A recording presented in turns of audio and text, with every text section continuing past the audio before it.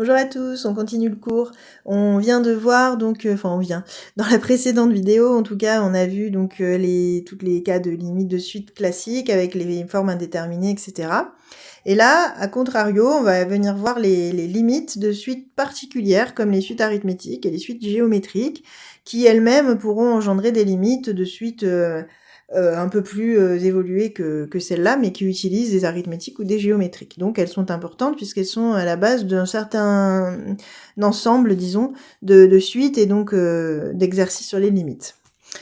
Alors, bon, déjà, les arithmétiques, ce sont vraiment les plus simples. On l'avait vu déjà pour les variations, ça reste vrai aussi pour les limites, que c'est assez simple, hein, puisque finalement, une suite arithmétique, vous vous souvenez, c'est une suite dans laquelle finalement chaque terme s'obtient en ajoutant un même nombre au précédent, et ce nombre-là, c'est ce qu'on appelle la raison.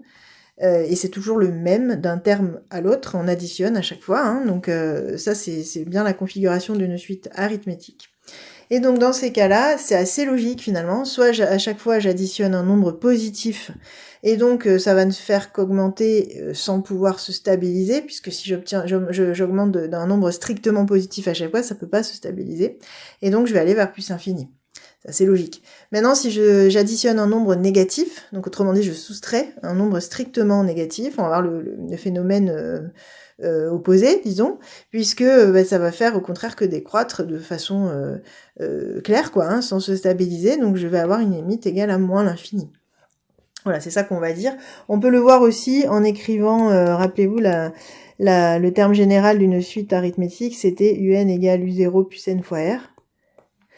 Donc u0, bon, c'est un nombre, donc face à l'infini, il va faire pas grand-chose. N, lui, il tend vers plus infini, et donc effectivement, tout va dépendre du signe de R. Et R, justement, c'est la fameuse raison. Donc soit c'est la raison est positive, j'additionne à chaque fois et je vais rester sur plus infini, soit je vais rester sur moins l'infini. Maintenant, si la raison est nulle, est égale à 0, bon, je l'ai pas prévu là dans la propriété, ce cas-là, mais si est égal à 0, en fait, toute cette partie-là disparaît, et donc il ne reste plus que u0, et donc la limite serait u0, puisque là, ce serait une suite constante, tout le temps égale à u0. Voilà, bon. Donc du coup, si je récapitule, toute suite arithmétique de raison strictement positive, on pouvait l'écrire en toutes lettres aussi, hein, strictement positive, a pour limite donc plus l'infini. Toute suite arithmétique de raison strictement négative, vous voyez bien que je ne mets pas le égal, hein, a pour limite moins l'infini. Donc si la raison est égale à 0, pour ceux qui veulent le noter, ça a pour limite u0, c'est-à-dire le premier terme sera le terme de toute la suite en fait, hein, elle sera constante. Ok, bon, et après pour les suites géométriques, rappelez-vous, les suites géométriques, ce sont celles dont le terme général est u0 fois q puissance n, c'est quand même des suites qu'on a beaucoup vues, et donc on a besoin de la limite de ce truc-là, de q puissance n, et après on verra, on multipliera par u0, bon c'est pas le plus difficile à faire, donc c'est surtout le q puissance n qui nous pose problème. Alors lui aussi on en a déjà parlé, on a déjà vu quelques cas, vous savez déjà des choses là-dessus, donc c'est le moment de récapituler. Et c'est le moment aussi de venir démontrer au moins un cas. Bon, ce qui est prévu dans le programme, c'est un cas. C'est le cas où la raison, donc Q, est strictement plus grande que 1. Mais sachez que les autres cas se démontrent également. Si jamais vous avez la curiosité, n'hésitez pas à aller voir. Alors, on avait dit que quand la raison est entre moins 1 et 1, donc 0,5, moins 0,2, des choses comme ça, je vais avoir un phénomène de... comment on pourrait dire de ratatinement, c'est-à-dire que je vais avoir des termes qui tendent vers 0 en fait, hein, c'est-à-dire que très vite ça va se rapprocher de 0 et ça va se stabiliser. Voilà, donc dans le premier cas, ce sera 0 la limite. C'est une qui est très courante celle-là. Le deuxième qui est très courant, c'est quand Q est strictement supérieur à 1, donc le troisième cas que j'ai mis là. Quand Q est strictement supérieur à 1, au contraire, là ça va exploser assez vite, puisque je vais augmenter à chaque fois l'exposant d'un nombre qui est plus grand que 1, donc ça va augmenter, et dès que l'exposant va être un peu grand, on va avoir vraiment des grands nombres. Bon, après ça dépend de la valeur de Q, hein, mais bon, ça peut aller très vite. Donc là, on va aller vers plus l'infini. Et si Q égale 1, bon, si Q égale 1 puissance n, ça fait 1, hein. 1 puissance n, c'est égal à 1. Donc, du coup, on aura comme limite 1, puisque ce sera une suite constante, tout le temps égale à 1. Voilà, donc ça, ce sont vraiment les 3 cas vraiment, vraiment primordiaux à connaître pour Q puissance n. Ce sont des cas qui reviennent souvent. Enfin, Q égale 1, pas vraiment, hein, c'est pas une suite très intéressante. Mais les deux autres, là, vraiment entre 0 plus infini, là, ça revient très souvent. Et alors, si Q est inférieur ou égal à moins 1, en fait, c'est les fameuses suites ping-pong dont je vous ai parlé plusieurs fois. Moins 1 puissance n, on l'avait vu, hein, c'est moins 1, 1, moins 1, 1, moins 1, 1, donc pas de limite. Puisque je sais pas laquelle je pourrais prendre. Et si je prends plus petit que moins 1, par exemple moins 2, là on va sauter de moins l'infini à plus infini, puis revenir à moins l'infini, etc. Donc pareil, même phénomène, on a donc une suite qui n'a pas de limite. Puisqu'il y a ce phénomène ping-pong, justement, à cause du signe négatif. Ok. Alors justement, on va essayer de démontrer le cas de la raison, enfin le cas où la raison est strictement supérieure à 1. Donc le cas où on obtient plus infini. Donc pourquoi Q puissance n s'attendrait vers plus infini? Alors, je préviens déjà, j'ai pas prévu énormément de place, il y a quand même pas mal de lignes à écrire, je dirais une quinzaine. Donc attention à ceux qui écrivent gros, soit prévoyez d'écrire vraiment plus petit, soit c'est pas grave, vous notez la fin sur une autre page, enfin vous faites comme vous voulez, mais voilà, organisez-vous. Alors, on va avoir besoin dans cette démonstration d'une petite récurrence, on va avoir besoin d'un petit résultat préalable. Alors j'explique ce qu'on va démontrer. Ouais, je vais l'écrire là. Alors je vais le rédiger tout ça. Donc, démontrons tout d'abord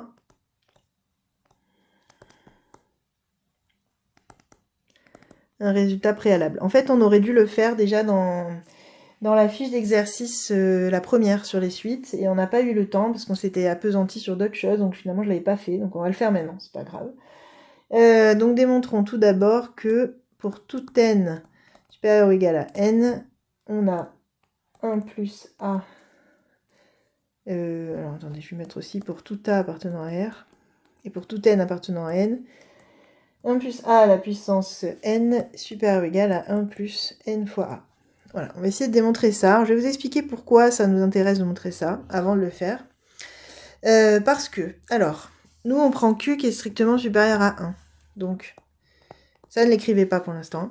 Je prends Q qui est strictement supérieur à 1. Ça veut dire que Q s'écrit 1 plus un nombre positif. Donc, autrement dit, 1 plus A, justement. Alors là, fatalité, A est strictement positif. Bon. Voilà, donc Q peut s'écrire 1 plus A, puisqu'on sait qu'il est strictement supérieur à 1, pardon, et que je prends A qui est strictement positif. Donc je peux faire ça. Donc déjà, vous voyez le lien avec 1 plus A puissance n. En fait, c'est Q puissance n, ce truc-là, pour notre cas.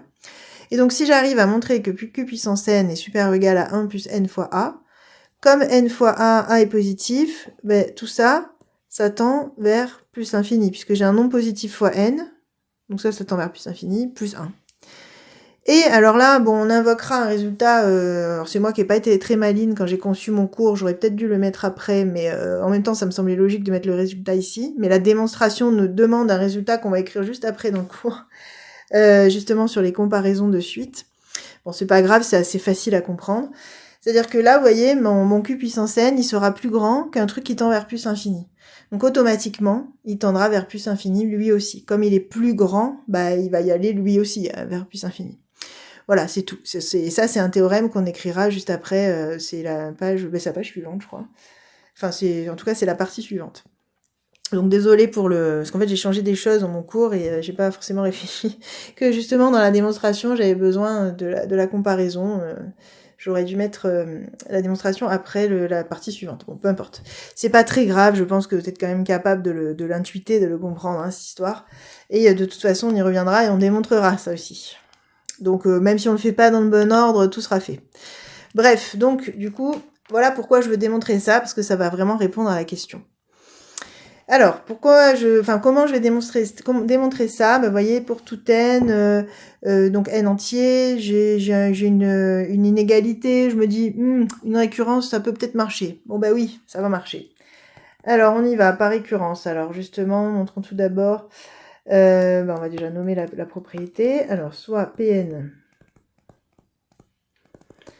Donc, on suppose qu'on a, je vais l'écrire, on a pris A appartenant à R plus étoile, c'est-à-dire A, allez, je vais l'écrire normalement, A strictement positif, Et on a pris...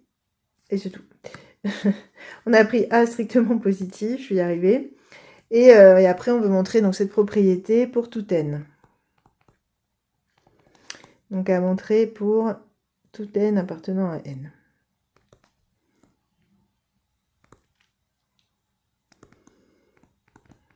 Ok. Donc par récurrence, initialisation. Pour n égale à 0, que se passe-t-il? Alors d'un côté, j'ai 1 plus a à la puissance 0, ça fait 1. Bon. Et 1 plus 0 fois a, donc je remplace tous les n par 0, je calcule, hein, ça fait 1. Et 1, c'est bien supérieur ou égal à 1.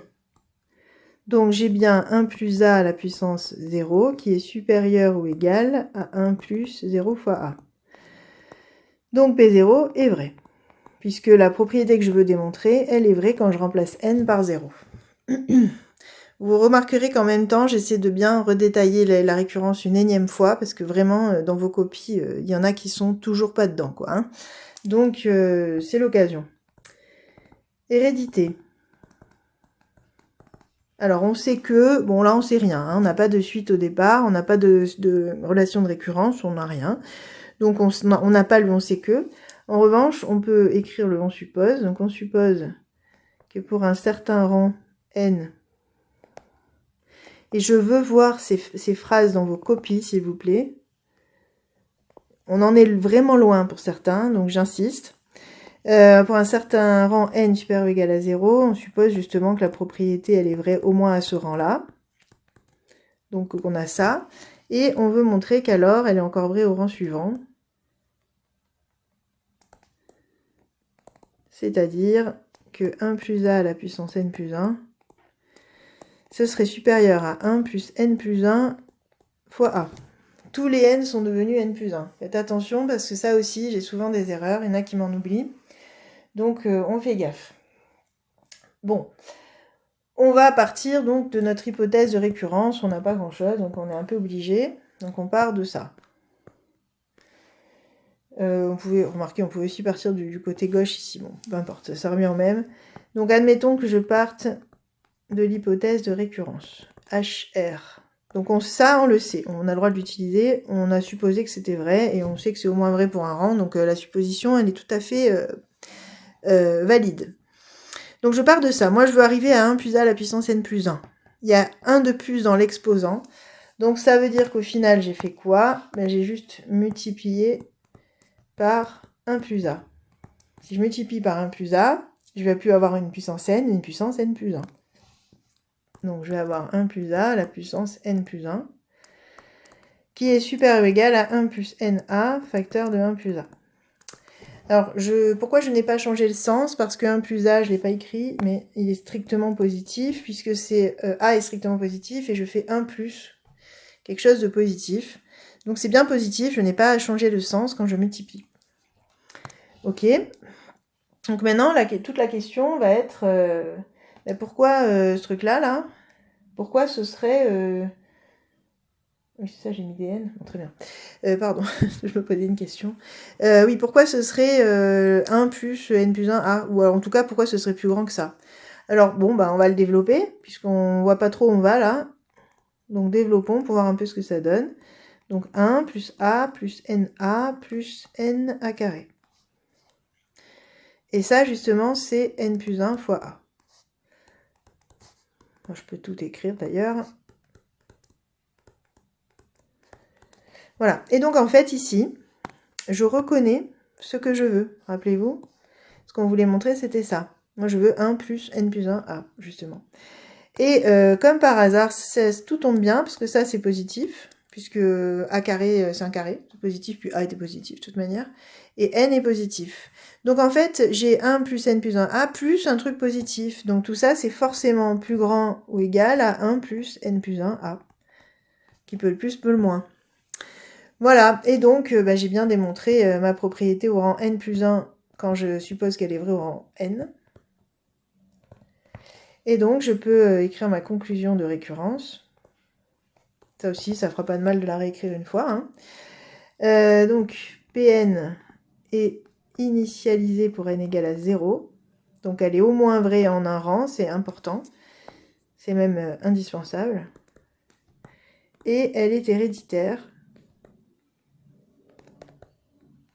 Donc elle est vraie au rang 0 et on vient de démontrer qu'elle s'hérite d'un rang à l'autre. Donc elle va être vraie jusqu'à l'infini.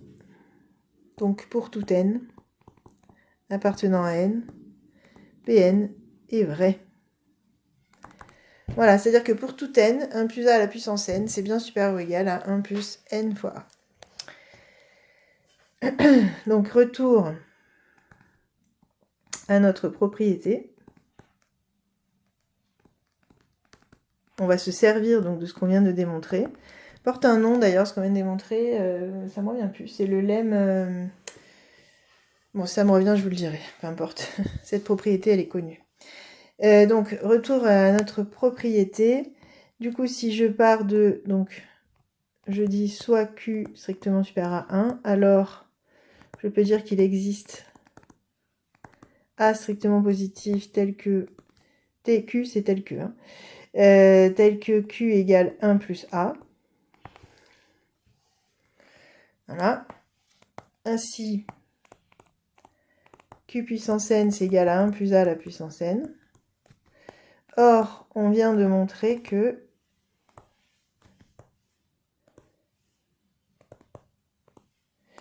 « 1 plus A à la puissance n, c'est supérieur à 1 plus n fois A pour tout n. » Et la limite de 1 plus na quand n tend vers plus infini, c'est plus infini, car A est positif. Je fais n qui tend vers plus infini, je multiplie par A, qui est un nombre, mais positif. Donc ça fait plus infini, et le plus 1 ne change rien. Voilà, et donc par comparaison,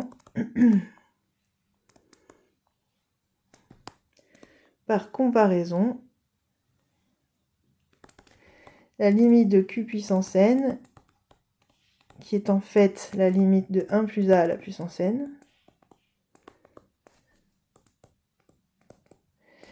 est égale à plus infini. Voilà, et c'est bien ce qu'on devait montrer.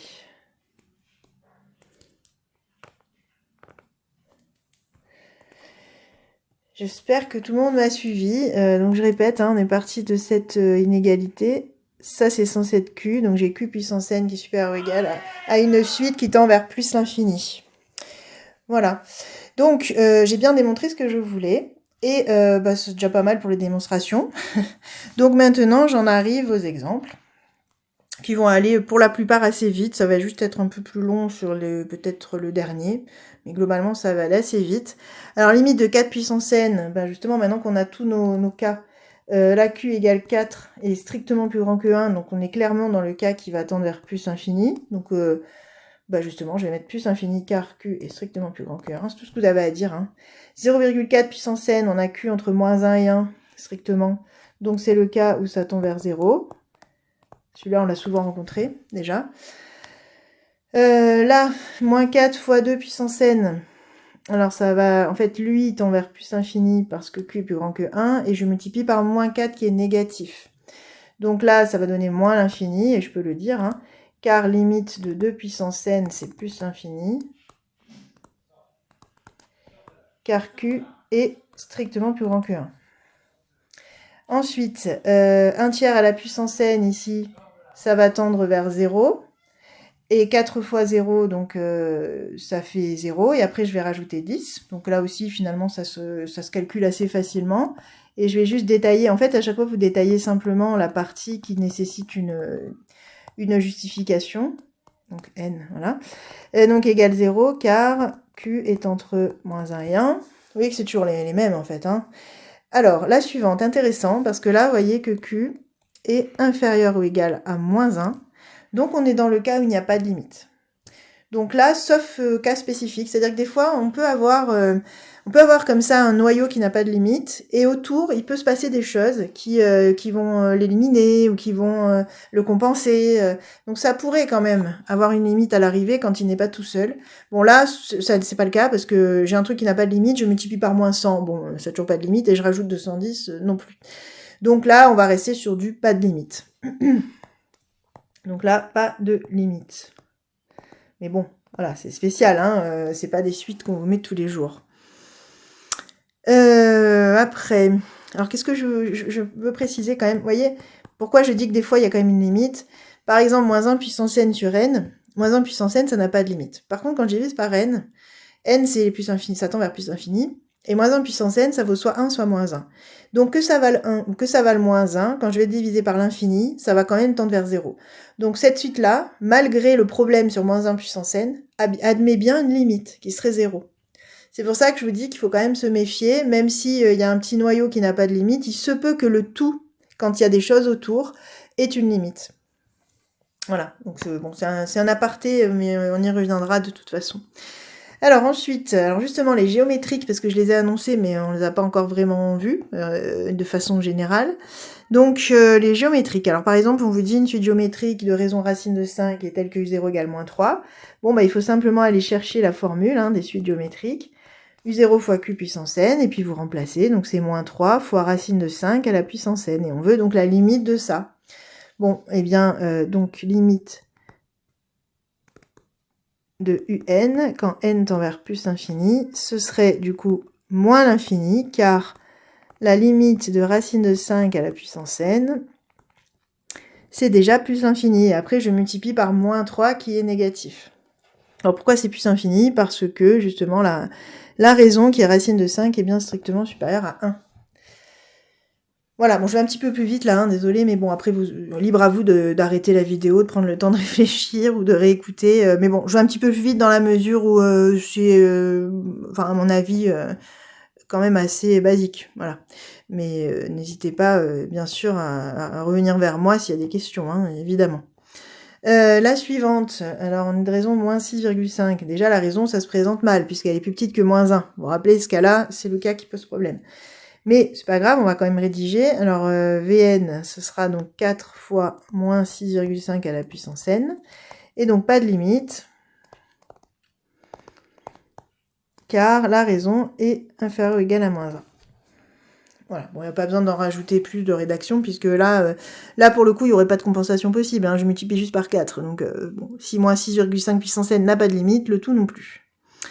Bon, et la toute dernière, qui est pas la moins importante, au contraire, puisque c'est une question assez classique aussi celle-là, on vous donne une somme, alors j'en dis pas plus, mais bon, si on regarde bien, en fait, d'un terme au suivant de la somme, à chaque fois on multiplie par un tiers. Voilà, donc c'est pas rien, cette somme, c'est une somme de termes de suite géométrique.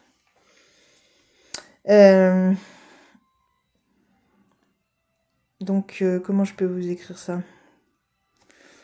Alors, on pourrait dire que c'est... Alors, je vais pas l'appeler F0, je vais l'appeler T0, voilà. C'est T0 plus T1 plus T2, etc., plus Tn, avec Tn, suite géométrique, de raison 1 tiers, et de premier terme 1. Voilà, et donc Wn, rappelez-vous de la formule, c'est donc premier terme de votre somme, donc ici ce sera T0, fois 1 moins la raison à la puissance nombre de termes. Vous vous rappelez, comme elle est géométrique, on sait calculer la somme des termes consécutifs. Et donc si j'applique, alors mon premier terme c'est T0, fois 1 moins la raison c'est 1 tiers. Le nombre de termes, là je vais de 0 à n, donc attention il y en a n plus 1, sur 1 moins 1 tiers. T0 c'est 1, donc va rien changer. 1 moins 1 tiers à la puissance n plus 1, sur 2 tiers. 1 moins 1 tiers à la puissance n plus 1, alors attendez, je vais pas le faire comme ça. Divisé par 2 tiers, ça revient à multiplier par l'inverse, vous vous rappelez? Donc ça fait 1 moins 1 tiers à la puissance n plus 1 fois 3 demi. C'est-à-dire que j'ai inversé donc la fraction du dénominateur. Voilà, et là ça commence à être intéressant. Je peux m'arrêter là. Là on est déjà capable de donner une limite sans problème. Puisque celle-là, c'est le cas où Q est entre moins 1 et 1, donc elle va tendre vers 0. Le fait d'avoir une puissance n plus 1 ou une puissance n ne changera rien, c'est-à-dire que j'ai une puissance qui tend vers l'infini. vers plus infini. Voilà, on pourrait avoir 2n, 3n, n-3, ça marcherait quand même, hein, je précise. Parce qu'en fait, 1 tiers à la puissance n plus 1, c'est pareil que 1 tiers à la puissance n fois 1 tiers. Et donc, bah, si lui il tend vers 0, de toute façon, 0 fois 1 tiers, ça fera 0 quand même. Voilà, donc l'exposant, là, pour le coup, ne va pas changer la limite.